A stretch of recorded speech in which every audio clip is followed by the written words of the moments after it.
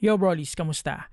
So mabilis na video lang ito guys. Gusto ko lang i-share sa inyo ang recent update with regards to the Roctanaw 4K gaming mouse. So meron kasing firmware upgrade which is the version 2.0.4. I understand na hindi lahat ng mga bumili ng Roctanaw 4K gaming mouse sa Shopee, Lazada or kung saan man ay kasali na sa kanilang Facebook group, yung Rock Gears na Facebook group. So I realize na baka yung iba hindi alam itong update na to kasi dun lang, as far as I know, dun lang nakapost yung info na yon. So para makatulong kung napadpad kayo dito, naghahanap kayo ng solution, naghahanap kayo ng sagot or naghahanap kayo ng guide para mag-update ng firmware nyo for your Roctanaw 4K para ma-fix yung mga issues nyo like yung mga battery accuracy, yung biglang nag-i-invert yung mouse, yung mga iba pang mga problems ng Roctanaw. Ito na yung solusyon, at least for now. Tutorial lang to do the firmware update. Okay, so huge shoutout kay Sir Mike De Jesus ng Rock Gears kasi siya talaga yung nag-provide nito, guide na ito.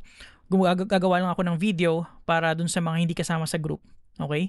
So, ang mga kailangan mo dito is of course yung Roctanaw mo, tsaka yung dongle niya at yung cable at another mouse kasi kailangan mong i-disconnect yung Roctanaw later. So, kailangan mo ng another mouse to do the procedure. Okay, so madali lang naman to. Unang-una, punta lang kayo sa https app.rock.ph. Lagay ko na lang dito sa screen yung URL. Tapos punta lang kayo sa settings. Tapos i-download nyo yung firmware tool. Tapos pagka-download nyo, i-extract nyo lang sa Explorer nyo. And then ang susunod na step is i-run nyo or i-execute nyo yung ssc_dfu.exe na application. Okay, so after that, i-plug nyo directly yung dongle nyo sa PC nyo. Then after that, turn off nyo yung Roctanaw mouse nyo. And dito nyo nakakailanganin yung extra mouse. Okay? So after that, gamit yung isang mouse, browse lang, and then select yung dongle na file.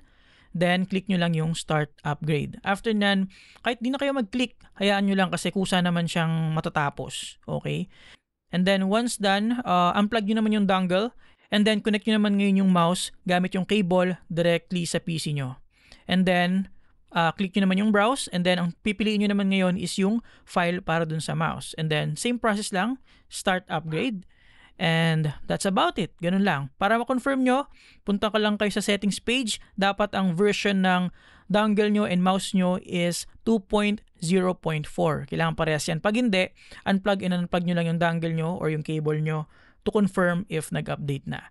Ngayon, hindi ko pa mako-confirm if this really fixes all the problems kasi nga gusto ko lang i-release tong video na ito para dun sa mga naghahanap ng solusyon or naghahanap ng guide kung paano mag-firmware update. Just in case nalilito kayo or kinakabahan kayo kung paano ba yung tamang process.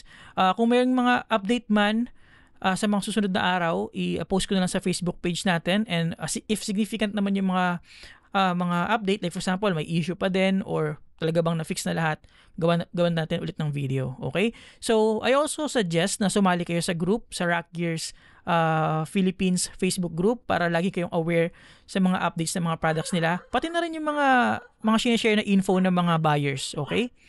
So, maingay na yung mga aso namin. So, yun lang guys. Hopefully makatulong to sa inyo. And see you next time. Have a great day guys. Panoorin nyo pala yung video ko in case na interesado kayo sa Roctanaw. Okay.